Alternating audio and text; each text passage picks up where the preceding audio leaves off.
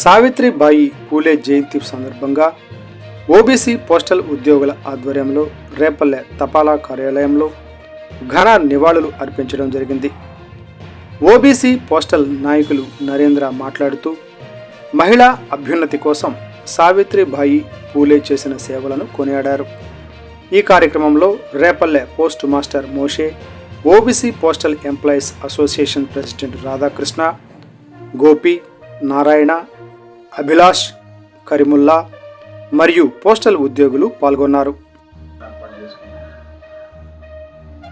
దేశంలో మొట్టమొదటి మహిళా ఉపాధ్యాయురాలు సావిత్రిబాయి పూలే గారు. తర్వాత ఆవిడ బాలికా విద్య కోసం చాలా ప్రయత్నాలు చేశారు. మొట్టమొదటి స్కూల్ కూడా ఇండియాలో బాలికల స్కూల్ ప్రారంభించింది కూడా ఆవిడే. ఆవిడ వాళ్ళ హస్బెండ్ అయిన జ్యోతిరావు పూలే గారితో పాటు ఎన్నో మంచి కార్యక్రమాల్లో పాల్గొన్నారు. మరి ఆవిడ జ్ఞాపకార్థం మన పోస్టల్ శాఖ కూడా 1998లో తపాలా బిల్లుని విడుదల చేయడం జరిగింది.